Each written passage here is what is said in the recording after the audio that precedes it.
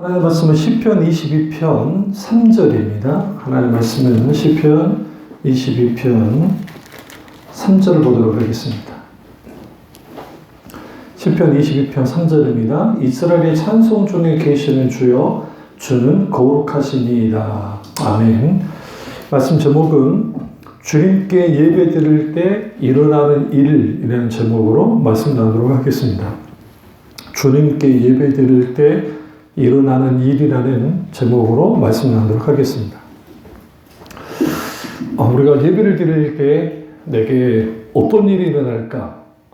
그것에 대한 기대감과 또 사모함이 필요한데, 원래 기계적 예배에 길들여지다 보면 예배 가운데 하나님이 내게 어떻게 찾아오셔서 어떻게 말씀하시고 또 내 어떤 기름 부음과 임재 가운데 계시는지에 대한 그러한 생각, 또 그러한 경험, 또 그러한 그런 속에 있게 되어진 하나님을 향한 신앙 고백이라는 것들이 찾아보기 힘든 시대가 됐습니다. 그래서 기계적이고 습관적이고 혹은 전통적이고 형식과 의식을 가지고 나오는 예배에는 어떤 생명도 또 하나님이 찾으시는 예배가 아닙니다. 그래서 여기서 중요한 게 예배 가운데 내게 어떤 일이 일어나려면 하나님이 찾으시는 예배를 드려야 된다. 그러면 하나님이 찾으시는 예배는 어떤 예배인가? 정성을 다하는 예배인가? 아니다. 그럼 뭔가 성령과 진리로 예배를 드리는 이것. 그것이 우리가 하나님께 온전히 예배를 드리는 겁니다. 이제 다음 주 제가 오전 설교 때 이제 진심의 신앙인가 아니면 진실의 신앙인가를 다룰 겁니다. 그러니까 이 부분이 왜 중요하냐면 오늘날 우리가 많은 사람들이 내가 진심으로 예배 드려야지, 그 태도는 정말 좋은 거예요. 그러니까 여기서 진심 속에는, 한국인의 저서 속에는 정성을 다한 예배 드려야지. 그러니까 그거 누가 뭐라 해요. 당연히 그 필요한 겁니다. 그런데 이제 대부분이 정성은 다하는 예배를 드려야지 하면서 정성을 다 해요. 근데 문제는 정성만 다 해요. 언뜻 보면 문제 없는 것 같아요. 정성을 다하니까? 그게 이사야 시대와 예레미야 시대에 똑같이 정성을 다했어요. 그래서 수많은 번제, 수많은 예배, 수많은 제사를 드렸어. 근데 하나님께서 너희는 내게 번제 드리지 마라. 내게 제사하지 말아라. 내가 그거를 받는 것이 내가 너무 힘들다. 오히려 너네가 나를 지금 모욕하는 것이다. 나를 모욕하는 행동하지 말아라. 어떤 보면 이해가 안 되는 거예요. 이것에 대해서 예수님이 이 부분을 인용을 하시면서 중심 없는 예배에 대해서 말씀드리는 거예요. 중심이 없는 예배. 너희가 입술로는 나를 위하지만 중심으로는, 마음으로는 나를 떠나 있다. 대부분이 예배를 드릴 때 예배 정성을 다하는 것은 마음을 다한 거니까 정성을 드리는 것이다. 맞습니다. 그거는 옳은 겁니다. 그러니까 그런 거 우리 더 가져가야 돼요. 근데 문제는 그것이 말 그대로 내가 하나님 앞에 딱 와가지고 예배 드릴 수 있는 이걸 내가 어떤 조건 혹은 어떤 자격이라고 생각하면 그 예배는 이미 끝장이 나는 거예요. 예배는 철저하게 내가 드려지는 겁니다. 그러니까 나라는 존재가 드려지는 거예요. 나라는 존재가 드려져야 예배에 어떤 일이 벌어지느냐? 내가 거꾸러져요. 첫 번째. 그러니까 하나님께, 주님께 예배 드릴 때 가장 먼저 일어나는 일이 내가 먼저 거꾸러지는 거예요. 왜? 로마서 12장 2절에 사도 바울이 너희가 너희 몸을 산제사로 드리라. 이것이 너희가 드릴 영적 예배니라. 왜 우리 몸을 산제사로 드려라 했을까? 내가 드려지지 않는 예배는 예배가 아니에요. 그런데 우리는 자꾸만 정성만 드리고 싶어 해요. 내 정성 보시고 이 예배 받아주십시오. 그리고 거기 하나 더 복도 주셔야 돼요. 내가 이렇게 예배 드렸으니까 주님이 뭘 보시고 나를 어여삐 보시고 내가 하는 일, 내가 원하는 일 잘 되게 해주셔야 됩니다. 라는 거죠. 개그맨 중에 최형만이라는 분을 아실지 모르겠어요. 이제 빡빡머리 해가지고 도울 김용욱도 흉내내고 했던 분. 그분이 이제 목사님 되셨거든요. 근데 그분이 이제 제가 알기로 뇌암인가 뭐 걸렸다가 뭐 어떻게 돼서 뭐 생사오가고 하면서 이제 주님 부름받고 이제 목사님으로 지금 이제 목회하고 계세요. 근데 그분이 그분 그런 말을 하더라고요. 한참 잘 나갈 때, 정말 잘 나갈 때, 그냥 돈을 갈퀴로 굽고, 그 돈을 그렇게 벌면은 돈에 대한 감각이 없어진대요. 돈 올라온 것은 누구한테 연락 안 했는데도 돈 냄새 맡고 그렇게 사람들이 붙는데, 여기저기 돈 빌려달라는데, 돈 좀 빌려줘, 빨리 금방 갚을게. 절대로 안 갚죠? 꽁돈이라 생각해요. 예를 들어 차용증이라도 받으려고 하면 짜게 그런다고 막 그런단 말이에요. 그러니까 이제 그런 데서 막 나가기도 하고 여러 가지. 그리고 이제 여러 일들을 겪고 와보니까 하나님이 왜 나를 이렇게까지 고통스럽게 하셨을까? 이렇게 힘들고 어려운 길을 가게 하셨을까? 지나보니까 이 모든 것이 결국 목회자가 되게 하기 위한, 그리고 또 하나는 하나님 앞에 감사하게 하기 위해서 나를 이렇게 만드셨구나. 그걸 알겠다는 거예요. 우리가 신앙생활을 하다 보면 하나님 앞에 나와서 그 전전 앞에서 예배를 드립니다. 그리고 우리 생애 전체에서 예배를 드려도 제가 말씀드렸잖아요. 주일날 모든 예배를 나와도, 그러니까 주일날 뭐 수요 예배, 금요 예배, 그 다음에 주일 오전, 오후 다 나와도 여러분 생애 1년 6개월밖에 안 돼요. 그러니까 우리 생애에 80까지 산다고 할 때, 예를 들어, 했을 때 1년 6개월도 안 돼요. 우리가 그냥 여가 활동하고 막 하는 것보다도 못해요. 사실 하나님과 관계 속에서. 근데 그럼에도 불구하고 요즘에는 설교 시간 조금 길어지면 막 온몸을 꼽니다. 시계 보고 언제 끝나나 막 그러거든요. 그러니까 그런 시대가 돼버렸어요. 그러다 보니 예배 가운데 일어날 일이 없어요. 여기서 말하는 일어나는 일은 하나님과 우리 사이의 관계 속에 있게 되어져요. 그러니까 하나님의 임재, 성령님의 기름 부음, 성령님이 함께 하신 말씀 가운데 주님이 터치하시고 기도와 찬양 가운데 만져주시는 그런 성령이 놀라우신 그런 것들이 거의 예배에서 사라지는 거예요. 그 사라진 자리를 채우는 게 뭐냐? 감정이 찾아요. 감정. 한국 교회의 신앙의 특징은 감정주의예요. 이거는 원래 그랬던 게 아니고 처음 선교사들이 들어왔을 때, 그러니까 우리나라는 성경이 먼저 기록된 나라입니다. 서상윤이나 이런 분들을 통해서 평양, 함경도 그쪽에서 이미 우리는 중국에 들어왔던 선교사들, 그들에 의해서 한글 성경들이 들어왔단 말이에요. 그러니까 거기 이미 성경이 들어와서 교회가 생겨난 곳, 일본하고 다른 이유가 그거예요. 일본은 복음이 들어올 때 귀족에게 들어왔고, 우리는 그게 아니라 민중에게 먼저 들어왔거든요. 그러니까 사장이 다르죠. 그래서 언더우드와 펜슬레가 그 인천 연안부도 그쪽으로 이제 들어오실 때, 그때 들어왔을 때 이미 한국엔 교인들이 있었어요. 성도들이 있었다고요. 그래서 딱 돌아와 보니까 이미 그 복음이 들어와 있는 아주 독특한 거예요, 독특한. 그리고 그 들어왔던 분들이 D.L. 무디의 성경학교 출신들, 혹은 부흥의 영향, 그러니까 이반 로버츠의 부흥의 영향을 받은 분들이 들어왔어요. 감사하게도. 그래서 그분들이 완전히 열광주의도 아니고 그렇다고 성경을 배척하지 않는. 왜 D.L. 무디의 주일학교 운동은 성경도 굉장히 중의적이었거든요. 그래서 성경과 그리고 하나님의 놀라운 성령의 역사, 이 두 가지가 같이 들어왔단 말이에요. 그러니까 너무 귀하죠. 그런 가운데 한국교회가 하다가 색깔이 어떻게 변하느냐, 전쟁 때문에 바뀌어지는 거예요. 그러니까 일제치하 때 시사참배 문제 때문에 다 깨부셔지고 여러 가지, 그때도 기독교가 힘들었지만 한국전쟁 전후로, 그러니까 이제 후로 이 한국 교회의 색깔이 달라져요. 완전히 바뀌죠. 그러니까 그 전에 한국교회와 그 이후의 한국교회가 달라져요.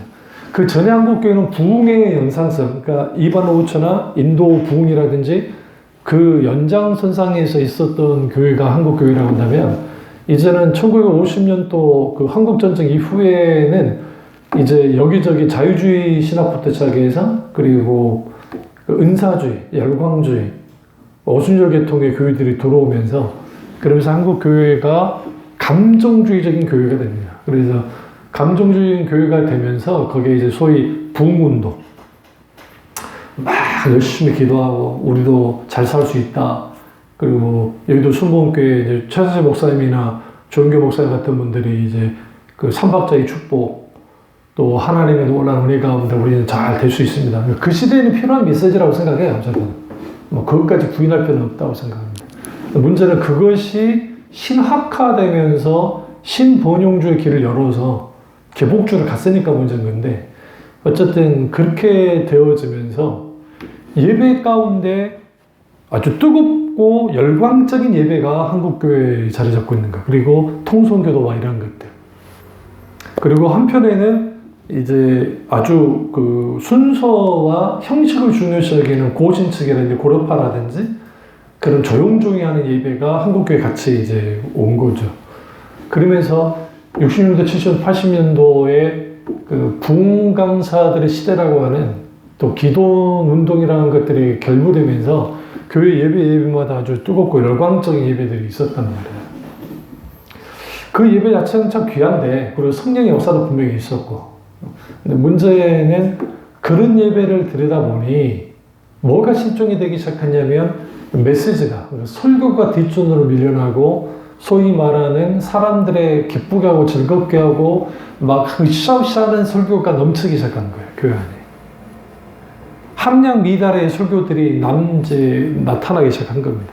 그래도 다행인 것은 그 시대에 귀한 설교가들이 또 많이 나왔어요. 또 그래도 뭐 이도 목사님이라든지, 뭐 김준호 목사님이라든지, 또 기타 등등 뭐 박조주 목사님, 뭐 이제 이미 다 소천하셨지만 어쨌든 그런 목사님들이 한 시대의 설교가들로서 나오기 시작했고, 그러나 이제 그분들의 한계는 뭐였냐면 아주 쉬운 설교하는 것까지는 참 좋았는데 뭘 담지 못했냐, 그 안에 풍부한 신학, 그다음에 교리를 깊이 담지 못했어요. 그러니까 사람들을 많이 끌어모아야 되니까 쉬운 설교만 하기 시작했단 말이에요. 그리고 교회가 성장을 하니까 그걸 많은 목사님들 본받아가지고 그대로 그냥 한국교회가 퍼져나가는, 이게 오늘날 한국교회까지 왔다고요. 와보니까 들을 게 없어. 그러니까 이러면 안 되겠구나 라고 해서 이제 사람들에게 웃고 울기고 하는 것들, 그리고 그걸 좀 더 이제 좀 더 이것을 이 수준을 좀 높였다고 할까? 그래서 감성 목회를 하는 거예요. 감성 설교. 그래서 감성에 호소하는. 그래서 이러한 기법들이 공공연하게 제가 신학할 때 늘 이 목회 신학의 실천 신학 분야에서 강조돼서 있어요. 그때 뭐 장신대, 뭐 감신대, 총신대, 서울신대 말할 것 없이 다 그런 식으로 갔어요. 그런 식으로.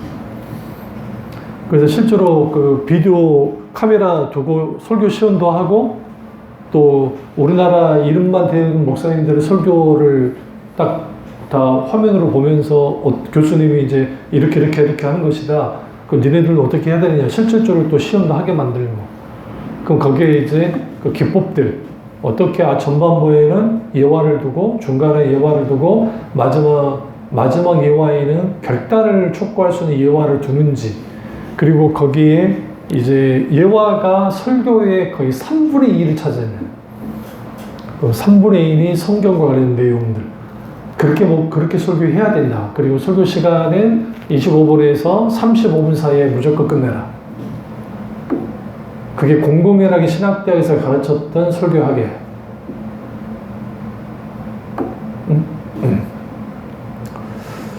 그리고 그것이 잘 먹혀서 될 수도 있고만 해요.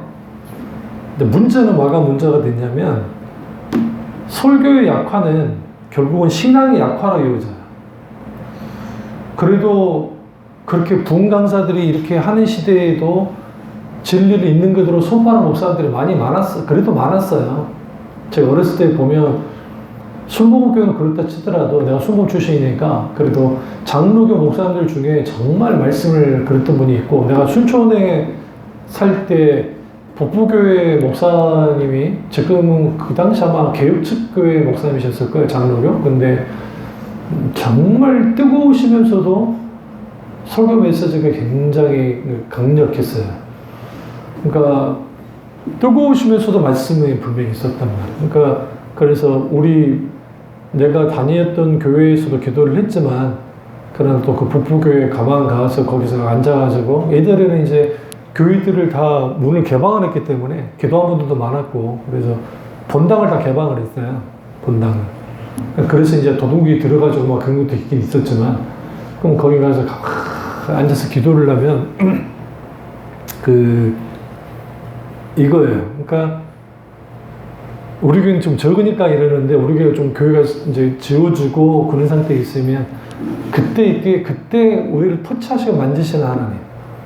지금도 기억이 나는 게 그 교회 냄새. 이상한 냄새가 아니라 그 교회만이 갖는 그 냄새들이 있어요. 그거의 그 공기 분위기. 그 다음에 좀 살짝 불만 켜놓고 완전 어둡진 않지만 조금 어두운 컴컴한 느낌의 좀 그런 느낌들. 그리고 내가 앉아서 기도하면 저기서도 누군가 기도하고 있고 그냥 왔다 갔다 기도하는 거예요.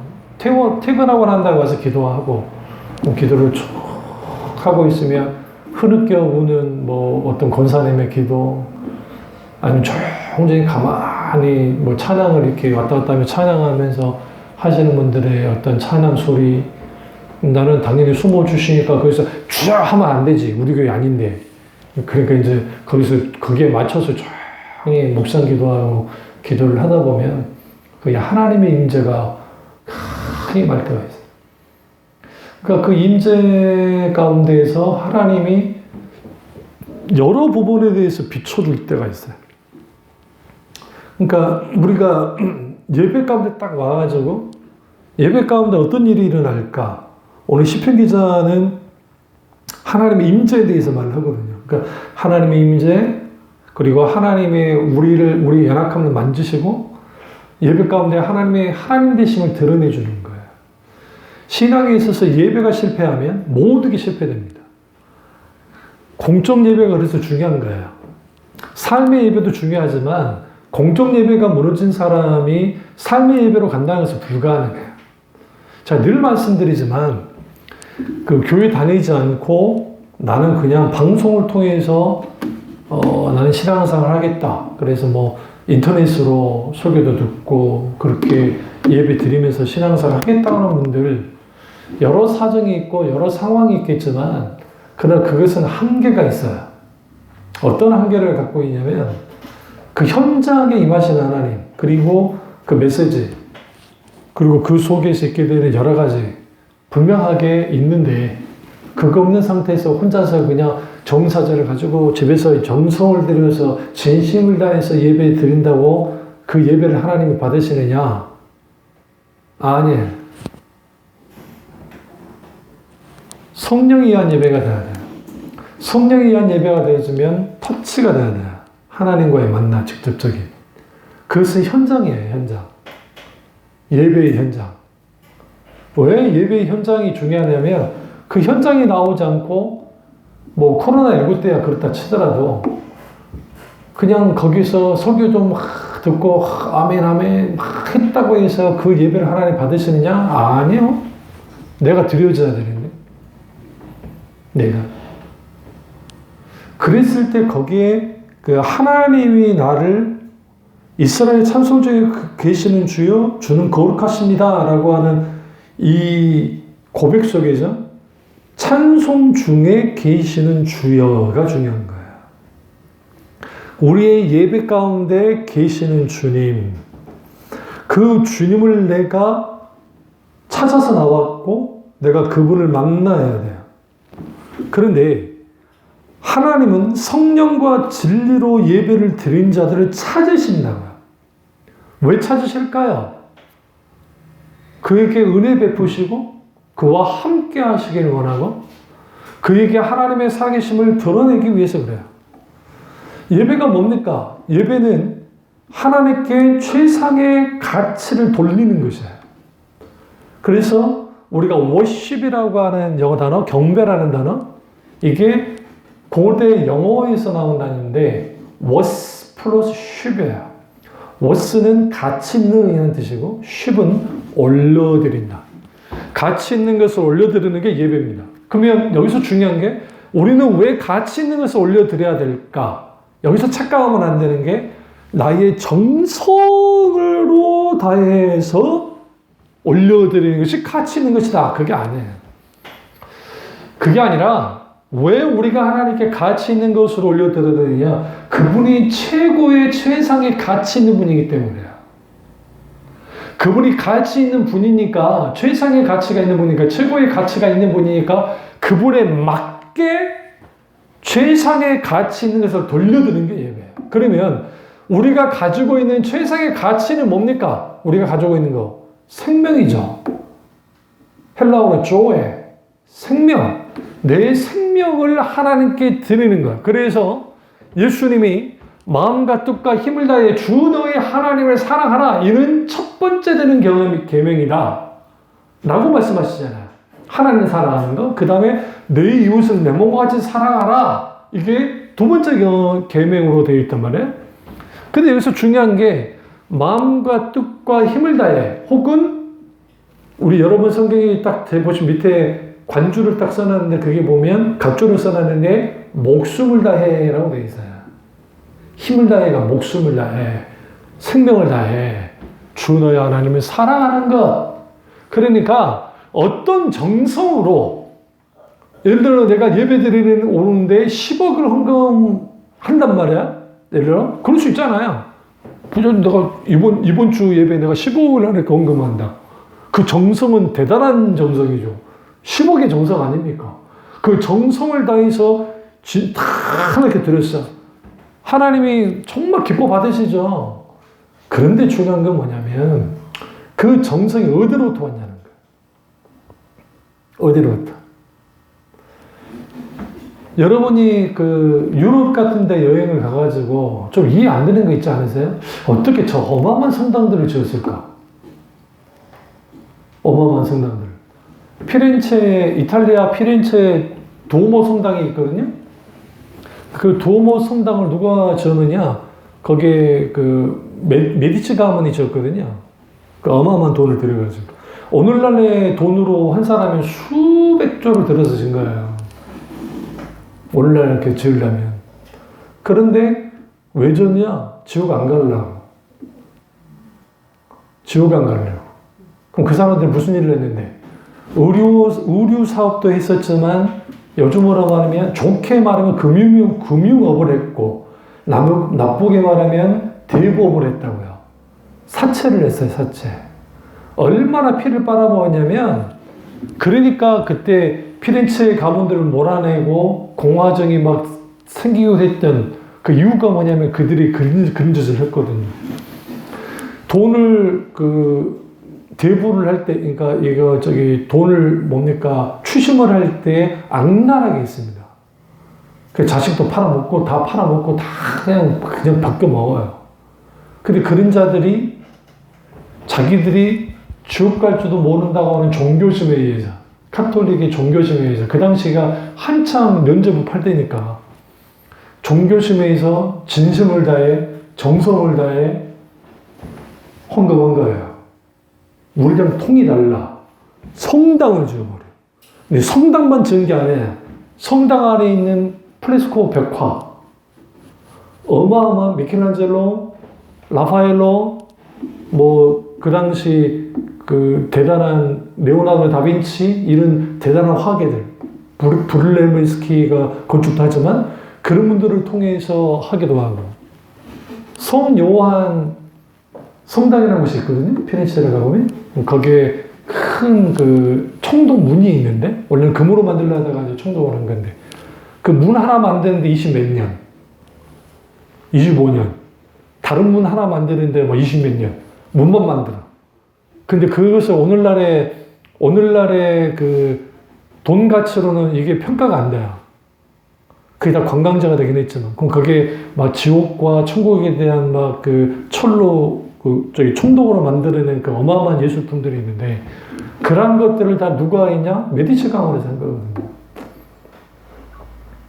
뭐 한다고? 헌신해 드린다고. 누구에게? 하나님께. 그들 믿는 하나님께. 여기서 하셔야 될 게, 저나 여러분이랑 예배 드릴 때 정성은 필요하다. 그러나 우리는 정성을 가지고 나온 게 아니에요. 예배의 필수는 내가 하나님 앞에 죽어주는 것을 가지고 나오는 거예요. 나의 모든 것을 내려놓고 내가 하나님 앞에 드려주는 자로서 나오는 거예요.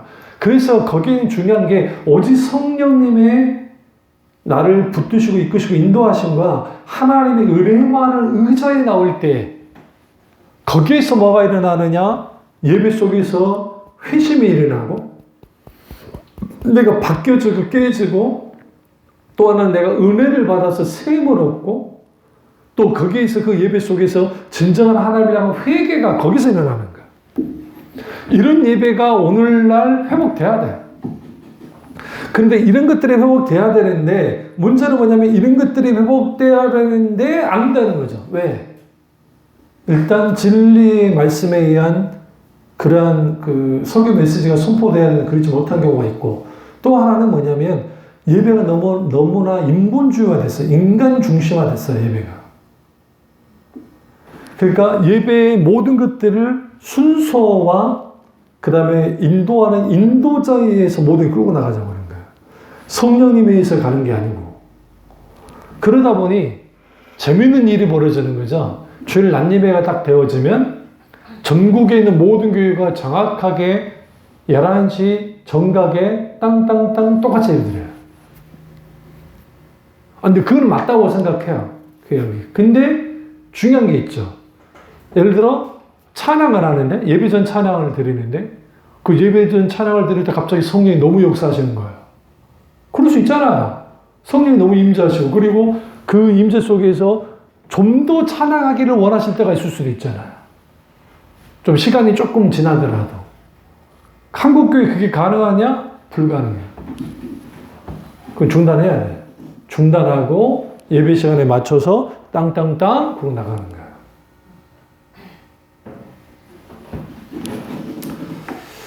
왜? 불문율이거든. 시간의 불문율.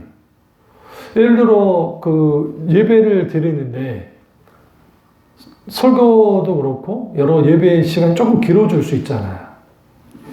그러면 그 예배 시간이 조금 길어질 수 있는데 그것을 견뎌하지 못해요. 오늘날 교인들이.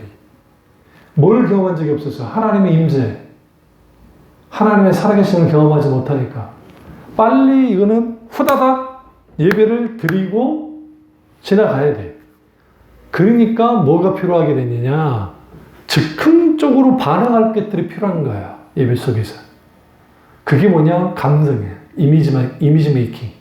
이미지 메이킹을 해서 사람들에게 그래서 각자 쇼맨십이 있는 목사님들은 쇼맨십이 있는 것을 하고 그래서 막 하다가 갑자기 찬양도 막 하셨다가 그 다음에 더 그런단 말이지 하면서 근데 사람들이 그 큰 교회니까 카메라를 탁 돌려 유명한 분들을 가수분들 배우분들 아니면 뭐 정치인 누구든 그분들을 보여주면 그분들의 설교를 들으면서 진짜 하십니다. 비추는데 여러분 어떻게 졸겠어요? 당연히 목사님 진짜 하십니다. 은혜가 되든 안 되든 어쨌든. 근데 재밌는 게 그게 예배 들을 때마다 늘 비춰줘요. 그분. 왜 비춰주는 게 가능하냐? 희한하게 교회가 크든 작든 앉은 자들은 똑같아. 거기에 누가 뭐 전세된 것도 아닌데 그러니까 카메라 분들이 딱 돌리면 거기에 있는 거야. 그러니까 딱 돌려가지고 탁 찍고 막 그러는 거지. 그러면서 거기에서 소위 감정의 이런 이 사람들이 그 감정을 이렇게 끌어올릴 만한 것들을 계속 해주는 거예요. 그 자체는 무조건 나쁘다 하면 안 됩니다. 제가 하도 그런 소리를 하니까 무조건 나쁘다 하면 안 되는데, 이제 문제는 그것이 성령님을 대시하면 안 된다는 거예요. 그러니까 성령님의 역사로 가를 만큼 그렇게 되면 안 돼요. 이 부분에 대해서는 그 많은 하나님, 조나단 에드워드 목사님도 그렇고, 결국은 그 하나님의 놀라운 역사가 나타날 때 사람이 이 부분에 대해서 인간적으로 막 하는 게 잘못됐다는 거예요. 근데 이분은 예일대학교 교수잖아요. 사회학의 박사예요. 그러니까 사실은 교육학과 사회가 미국에서는 조나단 에드워드가 목사님으로 유명한 게 아니라 인문 사회학으로 또 유명하시거든요. 그 대단한 학자예요. 근데 그분이 그 부흥이 일어날 때, 하나님 부흥이 일어날 때 막 사람들이 설교를 하니까 막 넘어져 버리고, 막 울기도 하고. 너무너무 싫었어, 그게. 왜? 학자잖아요. 학자들은 그런 거 싫어해. 아, 근데 그런 일이 벌어져. 하지 말라고. 근데 또 일어나. 하지 말라고. 또 일어나. 이게 뭐지? 도대체 뭐지? 차츰 들여다보니까 성령이 하실 때 그런 일이 일어날 수 있다.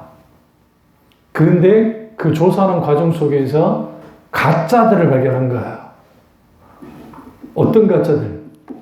감정에 아주 충실한 분들이 있어요. 그분들이 같이 해주는 거야. 그분들은 자기들이 일부러 그런 건 아닌데 어쨌든 같이 동화돼가지고 같이 막. 그래서 조나단 에드워드 목사님이 그것에 대한 책을 정말 쓰셨거든요. 진짜 성령의 역사와 가짜 성령의 역사에 대한 그것들을 쓰기도 하시고 막 그랬단 말이에요. 경계하시면서. 존 웨슬리 목사님도 마찬가지예요. 존 웨슬리 목사 옥스퍼드 대학을 나왔죠. 근데 그분도 똑같아요. 그 설교할 때 갑자기 막 강력한 성령의 임재가 일어나니까 막 거기 별일이 다 일어났거든. 그게 너무 싫은 거야. 왜냐면 저 너무 광기다. 저 아니다. 그래서 밑에 있는 후배 목사님이나 그분들을 못하게 해라. 못하게 할수록 더해. 도대체 이 정체는 뭔가? 내가 잘못된 것인가? 아니, 성령이 하시니까 그럴 때가 있더라는 거야. 그 웨슬리 목사는 그걸 알았어요. 그러나 절대로 웨슬리 목사님 하지 않았던 것은 사람들의 감정을 끌어올리는 일은 전혀 하지 않았어요. 성령이 하시도록. 물이 위에서 밑으로 흐르듯이 자연스럽게 성령이 하시도록 인위적인 거 다 막고 하지 않으신 그 과정 속에서 별일이 다 일어나죠. 설교하고 있는데 저기서 돌멩이가 날아오기도 하고 광산지대에서 설교를 하는데 막 목사님 죽이려고 던지는 거예요. 돌뿐만 아니라 막 이 광부들하는 그 기구들 있잖아요. 막 그런 것들을 막 잡아 던지기도 하고 죽으라고. 놀라운 것은 던졌던 사람들이 깨졌어요. 목사님 죽으라고 던졌고 저거 안 된다. 저놈들이 우리를 수습집도 못 가게 하고 막 한다 이거지. 근데 그분들이 깨져버려요. 주님 앞에서. 그런 성령의 놀라운 역사가 있던 이유는 딱 한 가지예요. 그게 뭐냐면 목사는 절대로 하나님보다 앞서도 안 되고 교인들도 하나님보다 앞서면 안 돼요. 하나님이 하셔야 돼요. 성령께서 끌고 나가셔야 돼요. 그리고 거기에 발맞춰 가는 거죠. 그리고 예배의 모든 핵심은 하나님이 영광 받는 것이 먼저 우선이지 내가 방방 뜨는 게 우선은 아니에요. 그런데 감정주의는 내가 감정이 차올라야 돼요. 그래야 헌금도 잘하고 그래야 예배도 잘 안 빠지고 그래야 충성 봉사하고 그래야 사람들이 좋아해. 근데 그게 다 진심이야. 이단들이 진심이 아닌 게 정말 진심이에요. 그게 잘못된 교리를 얽어맸든 인간관계를 얽어맸든 그들은 정말 진심이에요. 그런데 진심의 신앙과 진실의 신앙은 전혀 달라요. 예수님을 죽였던 바리새인들은 자신들의 생명을 내어주기까지 하나님에 대해서 진심이었어요. 근데 그들의 신앙이 진실하진 않았어요. 진리를 갖고 있진 않았어요. 그것에 비하면 예수님의 제자들은 진실하지 않는 것 같아. 예수님 나도 도망쳐버렸으니까. 언뜻 보면은 여기서 우리는 뭘 할 수 있냐면 우리가 생각할 때 저 교회는 참 문제가 많은 교회인데 왜 거기 있는 교인들이 거기를 안 나갈까? 이조리기가 죽었는데 여전히 만민중앙교회 다니는 사람들 뭔가 뭐에 씌워가지고 저런가? 물론 성경에서 그것에 대해서 인이 맞아서 그런다고 말을 하죠. 악한 영에 인을 맞아서 그러기도 하지만 그들이 알아요. 그들 속에 있는 진심들을, 열심들을, 열정을. 그리고 그 열정을 보니까 저런 식의 열정, 저 정도의 열정인데 아무리 이만희가 정말 잘못되고 지가 메시아라고 하고 그 말도 안 되는 그 비유풀이를 하면서 한데도 우리가 아니라는데도 왜 그러느냐? 그들 속에서 그들의 열정과 열심과 그들이 하는 것들을 보니까 옆에서 딱딱 보니까 진짜 이만희가 메시아이지 않고서는 이조르기가 하나님 같은 존재가 아니고서는 이룰 수가 없다는 거지. 그러니까 그들은 열심과 열정만 보는 거예요. 그들은. 근데 그것이 무엇으로부터 왔는가를 들여다봐야 돼요. 이만이라든지 그리고 이단에 빠져있는 사람들은 이 겁 때문에 겁나서 그래요. 겁나서. 지옥 갈까봐. 교리로 찍어 눌러놨어요. 지옥가 우리 말 안 들으면 우리 교회 안 받아주면 지옥가 종말론으로 찍어 눌러놓고 또 하나 너의 모든 것들은 다 자기들이 모든 것들은 충성 봉사하고 이렇게 하면 너희들은 복을 받아. 복을 받아. 인간의 탐심과 관계가 있어요. 그러니까 버림받지 않으려는 그 열망과 욕망, 그리고 복받고자 하는 욕심, 탐심. 이 두 가지를 같이 가져가면서 너희들이 우리 안에 있으면 진짜 복을 받고 복을 누리고 너희들은 지옥도 가지 않고 해. 이조르기가 뭐길래 지가 용서하면 죄가 용서를 받습니까? 이만희가 뭐길래 지가 용서하면 용서를 받아? 지가 뭔데 지가 14만 4천 명 구원시킨 지가 구원받습니까? 그래놓고 기독교 이름 붙여놓고 교회 이름 붙여놓고 그러니 이게 진짜 기독교인지 가짜 기독교인지 모르는 사람 입장이 똑같은 거지. 아니 안상홍이가 하나님이라고 하는데 그러면 나도 안 씌어. 나를 추종을 하든지 나는 그냥 한치도 아니고 죽산한 씨요. 드문 죽산한 씨. 순응한 씨도 아니요. 그럼 나를 선배를 해야지. 그럼 왜 그래? 왜 그래요? 왜 저렇게 되어질까? 이단들의 진심을 보세요. 전 재산을 팔아서 바쳐요. 그게 꼬드김에서 넘어갔든 그게 뭐 압박에서 넘어갔든 지옥 가기 싫어서 넘어갔든 간에 그걸 보니까 이 정도까지 믿는데 어떻게 거짓일 수 있냐는 거죠. 그들 세계 안에서는. 그러지 않을까요? 그러니까 거기에서 이게 잘 됐는지 진리인지 아닌지에 대한 분별력이 없어. 그러면 문제가 이단이 아닌 교회들을 딱 들여다보시라고요. 이단이 아닌 교회들. 이 부분을 박영수 목사님이 젊은 시절에 했던 설교가 요즘에 많이 올라오거든요. 그때는 이제 세실 때니까, 지금은 이제 연세가 드셔서 많이 이제 포괄도 하시고, 많이 부둥켜 앉기도 하시지만, 그때 젊으실 때라 다 해놓고 이런 말을 하셨어요. 그러니까 이런 설교를 하시더라고요. 방송에 나오는 설교들을 딱 들어보니까, 함량 미달의 목사들이 나와 설교를 하더라는 거야. 도기 이해가 안 되는 거. 도기 이해가 안 되는 거. 그 소리 듣고 아멘 하면 인간들은 뭐냐는 걸 도대체. 그러니까 그 소리를 듣고 아멘! 아멘! 아멘 하는 인간들이 뭐냐는 거야. 이게 한국교회 현주소라. 근데 그 설교하실 때 20, 30년 전에 설교예요, 그게.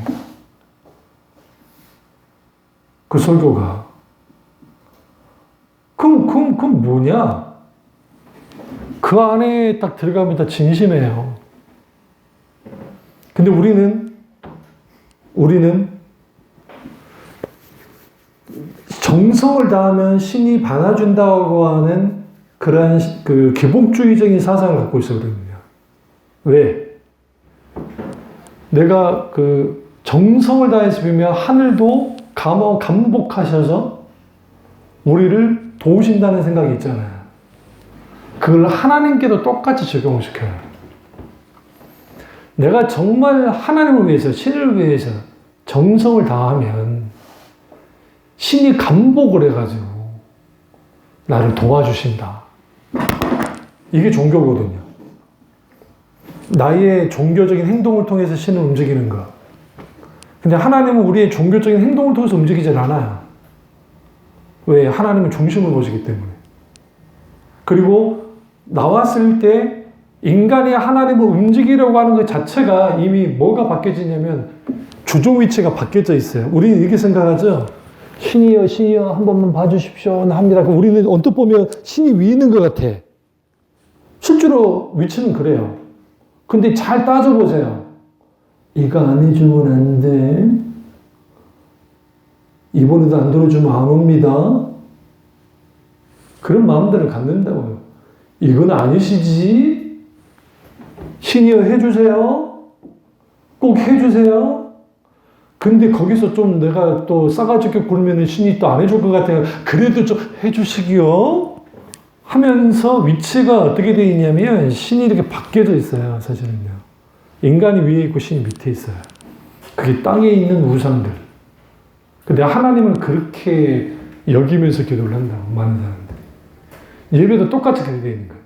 내가 이렇게 정성 들여서 예배드림을 통해서 복받을 수 있다고 생각해요. 근데 이거는 복받을 행위예요. 예배를 제대로 드리고 정말 하나님께 정성을 다해 드리니 복받은 행위예요.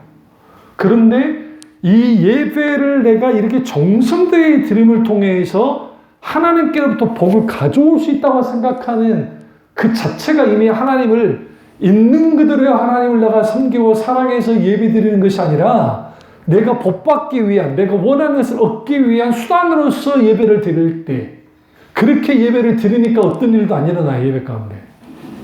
그러면 뭐밖에 없냐? 감정적인 놀이밖에 없어. 이걸 뭐라면 종교놀이라고 하는데 종교놀이를 하는 거예요.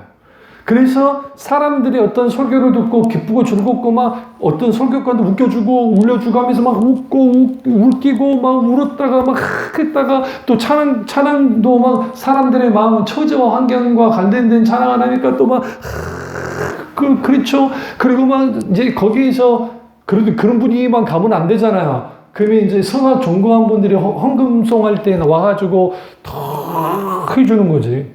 응? 막 그 특송을 막 해주는 거야. 응?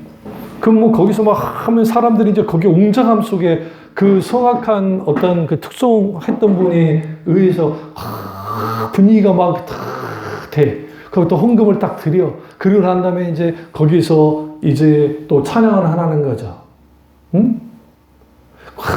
송축해. 또 뭐, 아니면 이제 비전을 줘야죠.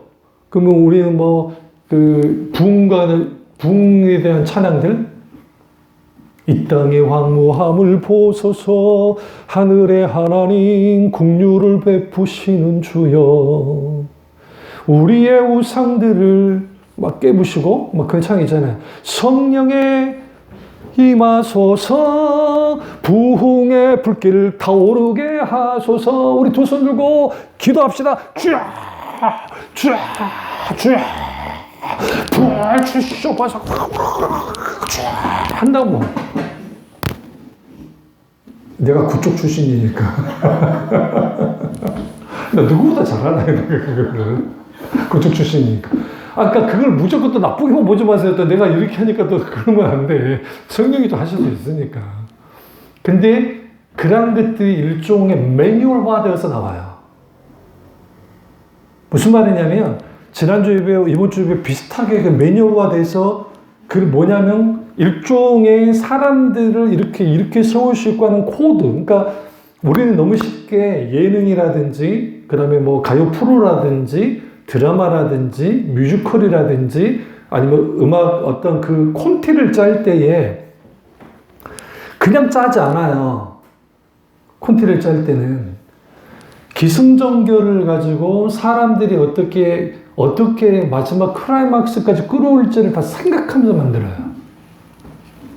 그게 작가이든 PD이든 그걸 기획하는 사람이든 그 머리를 써요. 그래서 예배도 기획을 하는 거예요. 예배를 기획을 한다고요. 기획을 해놓고 그렇게 하도록 하는 거야. 그걸 좋게 보면 열심히 해요. 그렇게까지 한다는 것은 진심이에요. 진심 아니라는 게 아니에요. 진심이고 열심히 해요. 근데 문제는 그것이 성령님에 의해서 되어지느냐, 성령님의 자리가 있느냐 없느냐는 별개의 문제예요. 빌리그라임 목사님이 말했대요. 저는 빌리그라임 목사님 그렇게 좋아하진 않지만 빌리그라임 목사님이 했던 말처럼 성령께서 미국 교회에 떠나시면 99%의 미국 교회는 그대로 유지할 것이고 1%의 교회는 사라질 것이다. 그 1%의 교회는 성령에 의해서 움직여지는 교회이다. 다시 말해 이걸 반대로 말하면 성령님이 없어도 99%의 교회는 시스템과 인적 자원과 그런 것들을 통해서 교회는 움직여질 거라는 거예요. 마찬가지로 우리가 예배도 똑같아요. 예배는 목사님에 의해서 끌려가는 예배가 되면 안 돼요. 주도적으로 성령께서 나와 함께 하시고 오늘 이 예배가 어떤 예배가 되길 원하신지.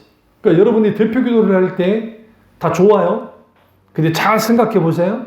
여러분들의 대표 기도 속에서 비슷한 대표 기도가 계속 나올 수밖에 없어요.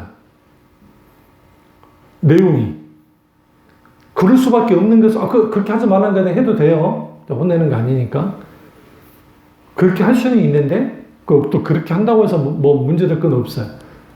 왜? 대표 기도가 늘 한정적이니까. 그렇게 하는데, 거기에 뭐가 들어가야 돼야 되냐면, 성령께서 이번 주에, 내가 여러분 거의 5주에 한 번씩 돌아오잖아요. 4주인가? 5주에 한 번씩. 할 때, 이번 주, 오늘 이 예배 속에서 대표 기도는 하나님이 다르게 인도하기 원하시는 것들이 있어야 돼요.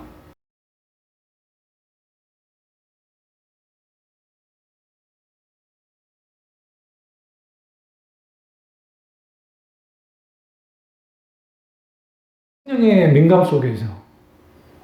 그러면 거기에서 그걸 가지고 기도를 하는 거예요, 하나님 아버지. 아니면 갑자기 교회에 대한 애달픔과 교회에 대한 어떤 그런 감동이 너무너무 크게 오는 거예요. 그러면 하나님 우리 예배를 살려주시고 우리 교회를 향한 아버지의 뜻이 무엇입니까? 오늘 우리 예배 가운데 우리를 살려주시고 우리가 교회를 향해서 예배 속에서 보게 하시며 하나님 우리 예배 가운데 우리가 하나님의 꿈을 이뤘다고 한다면 그 꿈을 주님이 찾게 하셔서 그 하나님의 꿈을 가지고 오늘 우리의 예배 속에서 하나님이 마음껏 일하시고 마음껏 역사하시고 마음껏 우리를 인도해달라는 기도 가운데 나갈 수 있는데 오늘날 규격화되어지고 이걸 에돈 토조 목사님이 현 상태, 습관적인 상태에 빠지게 되어지면 대표 기도도 설교도 찬양도 헌금도 이런 모든 것들이 다 규격화돼서 나온다. 그리고 규격화되어서 나오기 시작하면 마치 우리가 결혼식장에 예배 찍어내듯이, 그러니까 결혼식 찍어내듯이 딱 1부 찍고 2부 찍고 3부 찍고 4부 찍어버리는 거예요. 과거의 여의도 순복교는 그러지 않았거든요. 근데 교회가 워낙 커지니까 그건 이해돼요. 왜냐하면 계속 예배 드는 분 있는데 계속 예배 시간을 딜레이하면 큰일 나니까. 그러다 보니 뭐에 쫓기냐면 시간에 쫓기고 시간에 쫓기는 거야.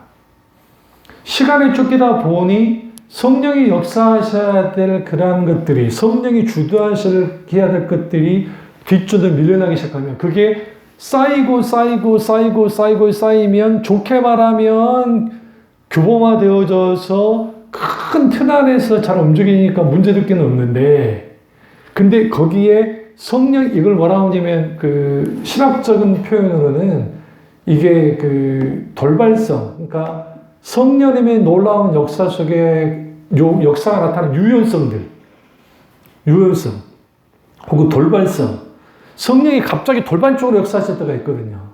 그게 초대교회 많이 나와요. 성경 보시면 초대교회 예배는 그런 예배였다. 물론 그는 이해할 수 있어. 초창기니까. 근데 그것을 깨부신 게 카톨릭의 예전적인 예배예요.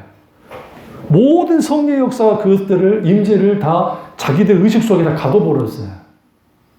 그러니까 우리가 조심해야 될 게 우리의 의식과 이것을 가둬버리면 성령님이 하나님이 우리에게 역사하실 것들이 막혀버려요. 이거를 풀어놓으면 과거 우리 교회가 그랬던 것처럼 설교 듣다가 치유가 일어나기도 하고요. 실제로 그랬고, 설교 듣다 갑자기 뜨거운 성령 기름 부음이 임하기도 하고, 저도 때로는 설교 준비하고, 여기 아침에 오는데 갑자기 성령이 나에게 달릴 때 있어요. 오늘 오전도 그랬고, 여러분 어떻게 느낄지 모르지만. 그러니까 그랬을 때는 이거는 성령이 하나님이 하시는 거야.